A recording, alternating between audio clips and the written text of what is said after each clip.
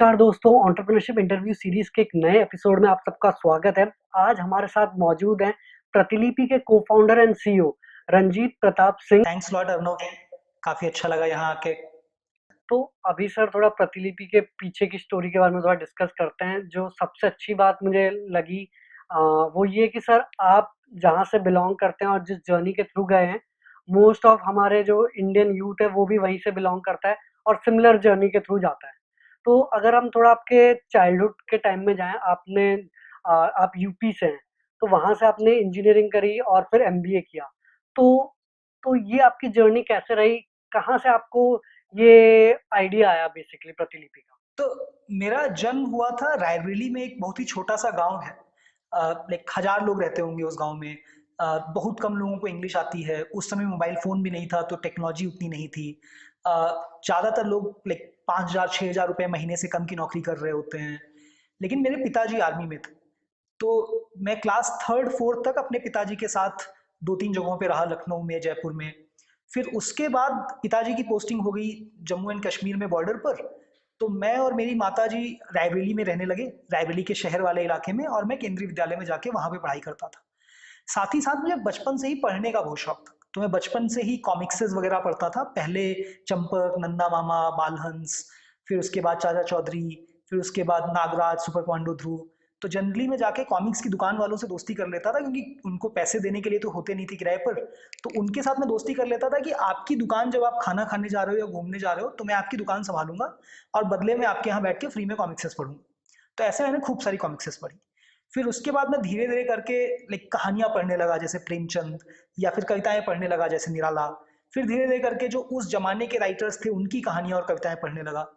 फिर उसके बाद मैं अपनी इंजीनियरिंग करने के लिए भुवनेश्वर गया, और वहाँ पे मुझे रियलाइज़ हुआ कि हिंदी कहानियाँ उतनी अवेलेबल ऑनलाइन तो थी ही नहीं, लेकिन ऑफलाइन भी एक बुक स्टोर में 1000 2000 5000 10,000 से ज़्यादा किताबें रखी नहीं जा सकती। तो उस समय मुझे लगा कि यार किसी को ये प्रॉब्लम सॉल्व करने की कोशिश करनी चाहिए, कि अगर मुझे हिंदी में पढ़ना है तो हिंदी में अवेलेबल हो, अगर मुझे इंग्लिश में पढ़ना है तो इंग्लिश में अवेलेबल हो, अगर मुझे किसी और लैंग्वेज में पढ़ना है तो उसमें अवेलेबल हो। ऐसा नहीं होना चाहिए कि मुझे सिर्फ एक ही लैंग्वेज आती है तो मैं कुछ पढ़ ही नहीं सकता, क्योंकि उस लैंग्वेज में कंटेंट ऑनलाइन है ही नहीं।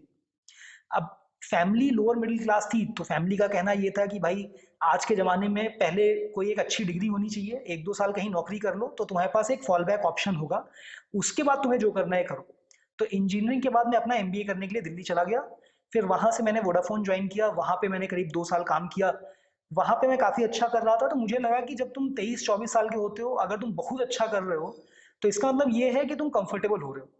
तुम ऐसी जगहों पे काम करना चाहते हो जहाँ पे तुम्हें वर्क एनवायरनमेंट चैलेंजिंग लगे, जहाँ पे ज़िंदगी थोड़ी कठिन लगे, ये लगे कि हाँ, तुम कुछ नया सीख रहे हो। तो मैंने अपनी नौकरी छोड़ दी और मैं डिसाइड करने की कोशिश कर रहा था कि मैं क्या करूँ। तो जिन दोस्तों से मैंने पहले ये बोला था कि ऐसा कोई प्लेटफ़ॉर्म होना चाहिए, सर उन्होंने यहाँ पर मुझसे मैं बोला कि आपको रोकना चाहूँगा। आपने बोला कि आपने पहली बार एमबीए करी, तो आपने बीटेक करी और एमबीए करी। तो यूजुअली सर क्या होता है कि आप लोअर मिडिल क्लास से हैं, पर आपने एफएमएस से एमबीए करी, तो उसके आपकी बहुत बढ़िया जॉब होती है। तो उसके बाद यूजुअली इंसान का क्या होता है कि ठीक है यार, अब मेरी बढ़िया जॉब हो गई, आइडियाज़ तो बहुत होते ही हैं इंसान के पास, क्यों ही रिस्क लेना? एक हम कंफर्टेबल लाइफ़ जी सकते हैं, एन्जॉय कर सकते हैं, क्योंकि आपने इतनी मेहनत भी करी।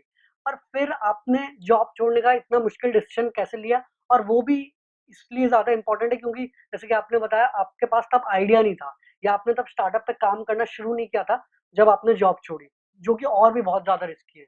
तो इसके पीछे का थॉट प्रोसेस क्या रहा? एक्चुअली काफ़ी लोग ऐसे ही सोचते हैं जैसे आप बोल रहे हैं, लेकिन मेरे सोचने का तरीका डिफरेंट था। मेरे सोचने का तरीका ये था कि यार, मुझे क्या 5000 10,000 की नौकरी कहीं मिल जाएगी। मुझे लगा यार, 5000 10,000 की नौकरी तो कहीं ना कहीं कुछ ना कुछ करके कर ही लेंगे। अब क्योंकि फैमिली के हिसाब से अगर आप 10,000 रुपये 15,000 रुपये महीने कमा रहे हो तो फैमिली खुश थी, तो मुझे लगा मेरा तो कोई रिस्क है ही नहीं। अगर मैंने नौकरी छोड़ भी दी, मान लो साल 2 साल कुछ ट्राई किया और नहीं भी चला, तो भी 15,000 20,000 की नौकरी तो मिल ही जाएगी।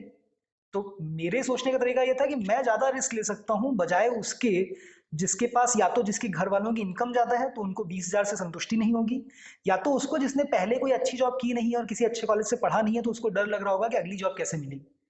मेरे केस में दोनों ही नहीं थे। तो ना फैमिली को बहुत ज़्यादा पैसे की एक्सपेक्टेशन थी, ना मेरी बहुत ज़्यादा कोई महंगी हॉबीज़ थी, और ना ही ये था कि लाइक इतनी लाइक 15,000 की नौकरी नहीं मिलेगी। तो मेरे दिमाग में कोई डर था ही नहीं। तो सर जैसा कि आपने बताया, तो बेसिकली आपने जो आपके डिसएडवांटेजेस थे वो एंड में आके आपके एडवांटेजेस बन गए।